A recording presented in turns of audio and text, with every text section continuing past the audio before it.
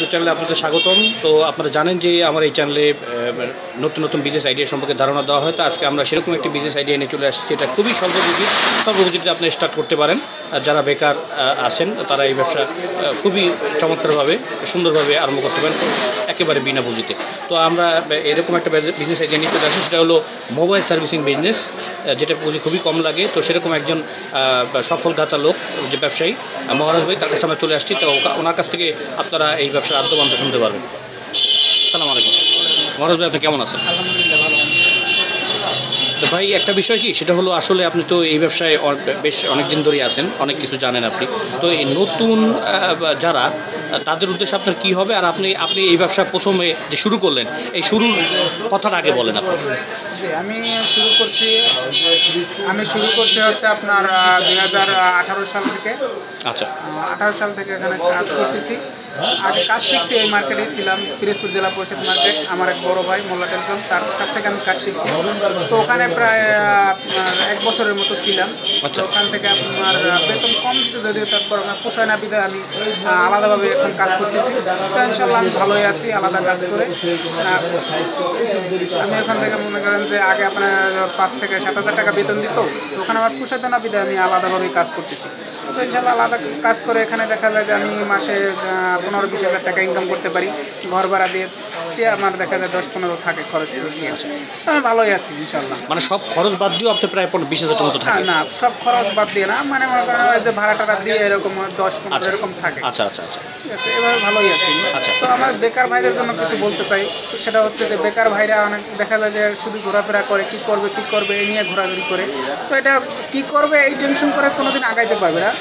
কিছু একটা করতে হবে, কিছু একটা হাল ধরতে হবে। দেখা যায় একটা ধরলে পরে হয়তো বা ওটা ভালো না লাগলেও অন্য একটা কিছু করতে পারবে, কিন্তু যদি সে বলে যে আমি কী করবো তাহলে কোনোদিন সে আগাইতে পারবে না। জি, ঠিক আছে। তো ওখানে কিছু একটা করতে হবে। যেমন আমি এরকম একটা টেনশনে ছিলাম এক সময় যে আমি কী করবো, কী করে খাবো, পড়াশোনা করি নাই, হ্যাঁ, কী করবো। তো আমি এক সময় সার্ভিসিং লাইনে চলে আসলাম। তো ওখানে এসে আমি ভালোই আছি। ইনশাল্লাহ ভবিষ্যতে আরও ভালো করতে পারবো আশা আছে, এটাই। আচ্ছা, এখন একটা বিষয়, সেটা হলো আপনি জানেন যে বেকাররা, আপনি নিজেই বললেন যে কী করবে তারা দিক নির্দেশনা পায় না। আবার বিদেশেও অনেক ভাইরা খুব কষ্টের ভিতরে আছে, আপনি জানেন, তারা অনেক লক্ষ লক্ষ টাকা খরচ করে যায়, আবার ফেরত আসে এবং মনোভূতভাবে চাকরি এক কথা বলে নিয়ে যায়, সেখানে সেই চাকরিও হয় না, যে বেতনের কথা বলে বেতন নাই। তো তারা যদি নতুনভাবে, আপনার এই যে খুবই কম পুঁজি লাগে, এই কম পুঁজি দিয়ে আরম্ভ করতে হলে প্রথমে তারা শুরুটা কীভাবে করবে এই ব্যবসা আসতে হলে? প্রথমে যদি এই সার্ভিসিং লাইনে আসে, তাহলে তাকে মনে করেন যে যদি পরিচিত কেউ থাকে, অথবা সার্ভিসিং সেন্টার আছে, দেখা যায় অনেক জায়গায় সার্ভিসিং সেন্টার আছে, যেমন ঢাকা, খুলনা, বরিশাল, সব জায়গায় সার্ভিসিং সেন্টার আছে। তো সেখান থেকে তাকে কিছু আইডিয়া নিতে হবে, মানে সেখানে শিখতে হবে, ট্রেনিং নিতে হবে। হ্যাঁ, ট্রেনিং দিতে হবে। দেখা যায় 2-4 মাস, 6 মাসের এরকম একটা কোর্স থাকে। আচ্ছা। তো ওখান থেকে সে যদি কিছু আইডিয়া নেয়, তারপর নিজের ভিতরে মনে করেন প্রতিভাটা আছে, সেইভাবেই কাজ করতে পারবে। কিন্তু ফার্স্ট তাকে কিছু ধারণা নিতে হবে যেখান থেকেই হোক, নাহলে নতুন অবস্থায় সে কিছুই করতে পারবে না। আচ্ছা আচ্ছা, ঠিক আছে। সেজন্য সে মনে করেন যেখান থেকে হোক, ঢাকা হোক, খুলনা হোক, বা তার পার্শ্ববর্তী এলাকা বা গঞ্জে গ্রাম, যেখানে যাই হোক, যদি সে তার মতো জানার ভালো কাজ করে, সেরকম যদি কারো কাছে জানা থাকে, তাহলে সেখান থেকে কিছু আইডিয়া নিয়ে সে কাজ শুরু করতে পারে। মহারাজ, একটা বিশেষ সমস্যা, সেটা হলো অনেকে মনে করে যে আমি এই ব্যবসাটা আরম্ভ করবো, এই ব্যবসায় কাস্টমার পাবো, আসবে কি না। তার সেক্ষেত্রে এই ব্যবসা আরম্ভ করলে সে প্রথমে কাস্টমারগুলো কীভাবে পাবে? এটা হচ্ছে মনে করেন যে সম্পূর্ণ ভুল ধারণা। আমরা মাঝে মধ্যে এই ধারণাটা মানে আমার ভিতরে ছিল, যে আমি যখন এখানে শুরুতে আসছি তখন আমি একটু কনফিউজ ছিলাম যে আমি আসলে কাস্টমার পাবো কি পাবো না।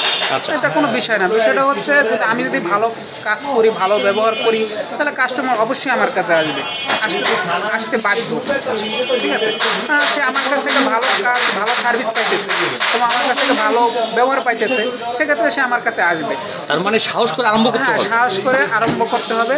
সব কাজই মনে করেন যে নিজে থেকে কিছু শুরু করতে হবে। সাহস করে শুরু না করলে কোনোটাই আগানো সম্ভব না, সে ছোট বড় যেটাই হোক।